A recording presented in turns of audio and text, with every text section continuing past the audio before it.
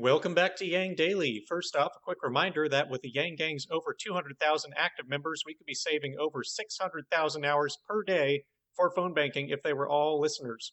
Every day counts. This is why I started the podcast, but I need your help spreading it. The faster the better. Let's get to the news. The Iowa Democrats still have not sorted out the caucus results. We're now up to 86% of results reported, but the errors also abound. The Iowa Democrats have had to correct some results, and I've seen numerous reports from people who attended a caucus saying that the numbers being reported for their precinct are not accurate at all, usually in regards to the popular vote in the first round. At this point, there have been so many points of failure that I can't even take the results seriously. This was mishandled to a laughable degree, except that it's difficult to laugh when our democracy is being tampered with, and it could very well mislead us into a dystopian future. Is it too much to ask that even one part of our system not be corrupt? Prolific volunteer Kai Watson is asking that social media users attach hashtag #CallForYang as a prefix to your username and help pitch in with phone banking. He started a giveaway for phone bankers tomorrow who make more than 50 calls. To enter, send Kai a screenshot of your call number on Twitter when it's over 50. Thank you, Kai. Humanity for Yang is also running a Twitter thread on what will motivate or help people with phone banking.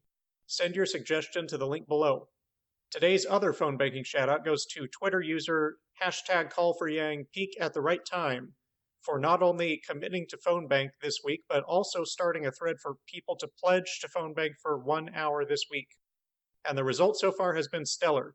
Shout out to all of the following who pledged so far: Heidi, Kai, Alexandra, Mayank, Keith, NC for Yang, Autistics for Yang, Tree, Lindsay, Hani, Skrit, Bill, Kay, Jeff, Naughty, Jibril, Rochambeau, Samo, Tyler, Rostafaustian, Brandon, Doug, Jenny, Aaron, Wolfpaw, Trump supporter turned Yang Gang, Russian bots for Yang, Sweeney, Mom for Yang, Steve, Brendan, Gal, Jinming, and Danny. Every one of you is my equally favorite new best friend. You guys rock. And special shout outs to Eric Lansigan, who made 150 calls yesterday, and to Emma, who pledged to phone bank every day until Yang is president. We better make it happen this cycle for her, or who knows how long she'll be at it, Yang Gang. Please follow the link and add your pledge to the list. We'll take New Hampshire by storm. Strengthen numbers. I went a bit overboard on exposition today, so we're skipping events. As always, check your local events daily at yang2020.com/events. Jordan Tirona has been making videos on TikTok to debunk some arguments made against Yang and to educate people on the issues. He does so in extremely rapid style, flitting straight from one fact to the next. It's a good resource to share around for laying down some knowledge on a time budget. This came out a couple of days ago and I forgot to cover it, but it's such a relief to see someone in the media making the point that I've been having to make to so many people online that we are swinging back around for. Crystal and Cigar spent a segment of The Hill dismantling the pervasive and destructive misconception about electability that has sprung up around the polling results that showed 42% of Yang Gang wouldn't vote for any other Democratic nominee. Many Democrats responded to this by praising people like Warren, who had 0% in that category, calling her a unifier, and denouncing Yang as a divider. It would be hilarious if it weren't so incredibly frustrating. As Crystal and Cigar explain, it's entirely the opposite. Warren brings no new votes to the party, relying entirely on an already unified group of Democrats who will accept anyone but Trump. Yang, on the other hand, has a lot of people who would support only him because he appeals to a lot of Republicans, Republican-leaning independents, and previous non-voters, which is entirely backed up by the separate polling that shows Yang strongly leading in each of these very same swing vote groups, none of which will suddenly become blindly loyal to the Democratic Party. The Republicans are obviously not going to vote blue no matter who. They don't like most Democrats, that's why they're Republicans. Yang is the only Democrat who respects them and has policies that work with many of their values, so he is the only Democrat that they will vote for. Disaffected non-voters only come out when they are sufficiently inspired, as they are by Yang, and will not stick around for other candidates who do not inspire them. People are not voting for Yang because he's a Democrat. They are voting for a Democrat because he's Yang. In summary, the number of supporters you have who wouldn't vote anyone else is the amount of new votes you're bringing to the party. with a large portion of them being taken away from the opposing party, making them doubly valuable. That is unity. That is uniting Democrats, Republicans, disaffected, and independents under a single banner. Warren, Biden, Pete, and basically everyone but Yang and Bernie, they are the dividers because their support ends where the party line begins. All of their supporters were already united, and this has massive importance for electability. There is no point nominating a person who brings no new votes to the party. The people who like Warren will vote blue whether she's the nominee or not. If you want to win, you nominate the one who can pull in the most new votes to the party, which is Yang, or to a much lesser extent, Bernie. They'll still get the ardent Democrats that make up Warren's base, but they will be joined by many more from outside the party and will be taking votes away from Trump. That is how you win an election, and it is apparently something that a huge swath of the population has entirely backward. If this many Democrats think that the way to win is to nominate the person who gets the least number of swing votes, it's no surprise that we lost to Trump. Some people have even said that they don't want a candidate who appeals to Republicans. This is how deranged the partisan tribalism has made us, where you end up with people actively refusing anyone capable of winning the election, anyone who can make progress by uniting the parties in common purpose. People need to understand this is what we're up against. It's not Trump defeating Democrats, it's Democrats defeating themselves. We cannot dig out of this hole with more hatred and exclusion. Yang has already created a community of Americans from all backgrounds working with compassion for one another and common purpose toward a better society. That is where we need to take the country. That is the way forward. The National Review put out an article by John McCormack today titled, "Andrew Yang is the most likable 2020 Democrat, and it's not even close."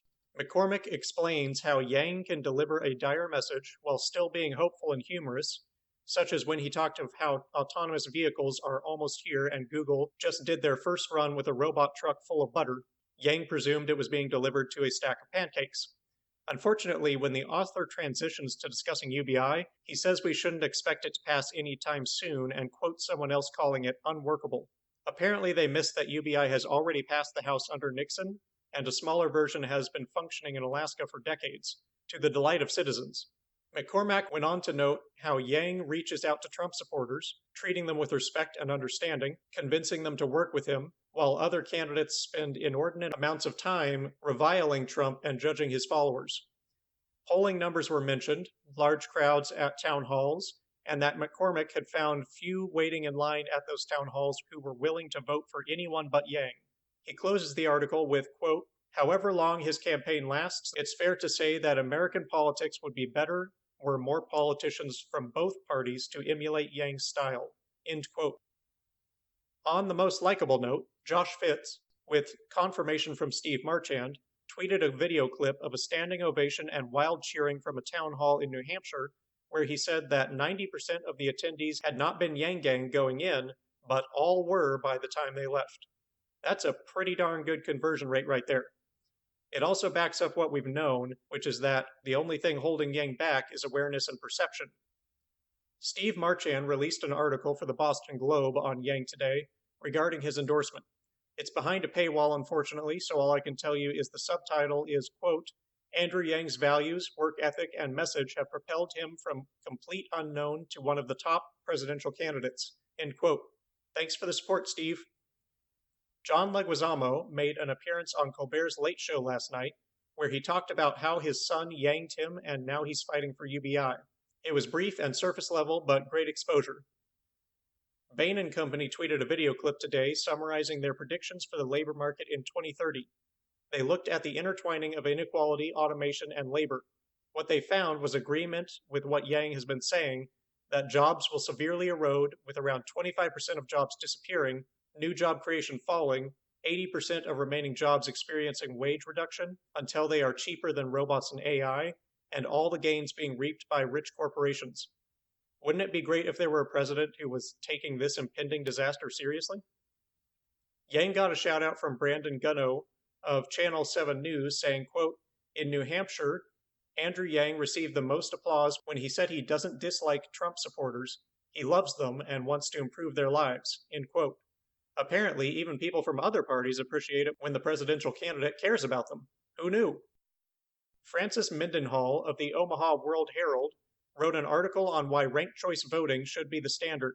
It doesn't specifically mention Yang, and we've already discussed everything mentioned about ranked choice voting in multiple episodes, but this idea needs as much coverage as possible because we will never have a well-functioning democracy without it. Basic Income Today's Jeff Madrick produced an article detailing child poverty in America. He cites recent research that found that nearly 1 in 3 children in the richest country in the world are living with significant food, housing, or medical deprivation due to insufficient funding. 1 in 3. Madrick lists many facts that Yang has been telling us that, quote, a mountain of evidence shows poverty can lead to cognitive and emotional damage, as well as social, behavioral, and health problems, especially in children. They also drop out of school at higher rates, earn less money over time, and are incarcerated far more often than their better off peers. That should be enough for us to recognize the moral tragedy that is child poverty, but we should note the broad effect as well. Reputable analyses show that the nation's GDP is up to $1 trillion lower because of child poverty. The Earned Income Tax Credit and the Child Tax Credit are not enough. 1 in 3 children do not receive the full benefits of these programs because their parents do not earn enough to be eligible. End quote. Historian Michael Katz adds, quote, one of the odd aspects of the history of writing about poverty is the avoidance of the simple view that people are poor because they lack money. Yet both the left and the right denigrate direct cash aid as a waste and an inducement to laziness and abuse. It is good that Democratic presidential candidate Andrew Yang has stressed the benefits of a universal basic income, citing studies that show cash allowances do not induce the shirking of work. End quote. Only one candidate in the running has proposed to abolish poverty directly and immediately, and that candidate is being treated as not a serious choice. What does this say about the state of our nation? What does it say about us? Do not turn a blind eye from this travesty. Ask this question. Ask your family, ask your friends, ask your coworkers, ask your politicians. When we have the power to eliminate poverty with a vote, why do we choose not to? This should be the only question at the next debate. Today would be a great day for ranked choice voting to be the daily Yang policy, but we already did that, so we'll go with the voting age. Yang would lower the federal election voting age to 16. Studies show that allowing younger people to vote has positive impacts overall on voting habits. Localities that have lowered the voting age have seen an increase in voter turnout across all age groups. Other studies have shown that delaying when a person first votes decreases the likelihood that they will become a regular voter. Yang says that if you're old enough to pay taxes, you should have representation. And he's right.